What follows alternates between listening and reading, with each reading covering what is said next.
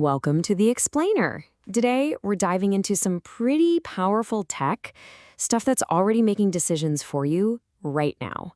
I'm talking about everything from the app on your phone to what's happening on a factory floor.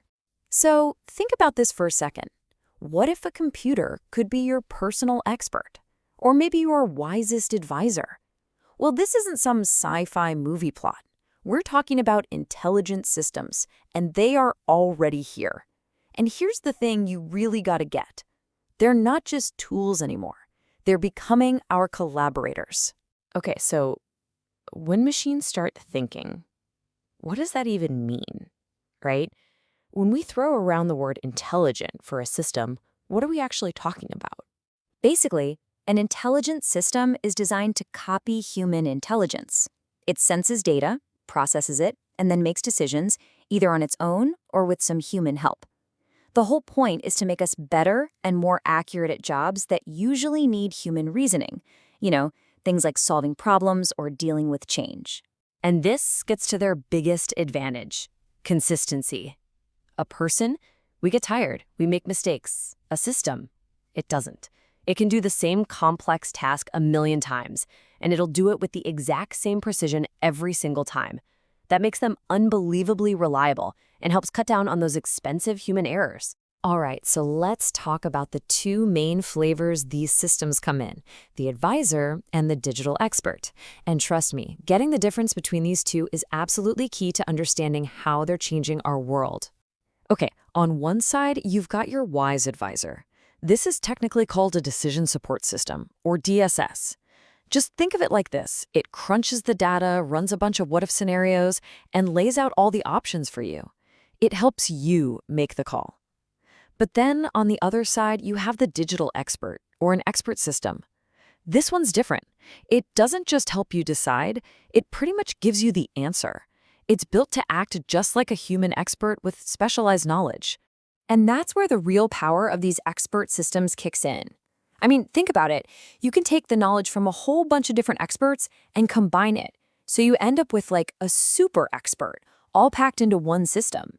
It's not just one person's brain, it's the best of the best, all in one place.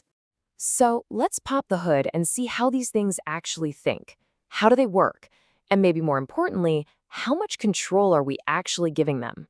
Well, it really works on a spectrum of autonomy. Think of it in 3 steps. First, for unstructured problems where there's no clear answer, the system just gives you the analysis. A human has to make the final call. Then you've got semi-structured. Here, the system follows some rules, gives you a recommendation, but again, a human has the final say. And finally, for structured problems, the system is fully automated. It follows the rules and makes the decision all by itself. No human needed. So if we look closer at an expert system, it's really made of 3 key parts. You have the knowledge base. That's the library, basically. It's packed with all the facts and rules from actual human experts. Then you've got the inference engine. This is the brain of the operation. It uses logic to sift through that knowledge base and come up with a conclusion.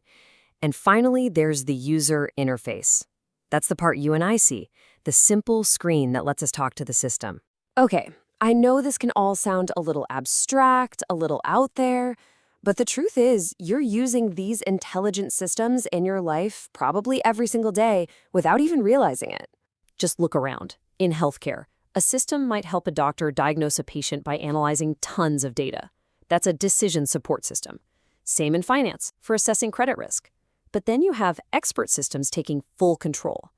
Think about a factory where an automated assembly line is running itself. Or in logistics, a system is figuring out the absolute best route for a delivery.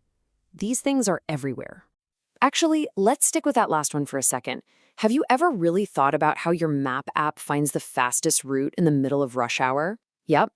Every time you ask for directions, you're tapping into a seriously sophisticated expert system. Because that app, it's way more than just a map. It's a full-on expert.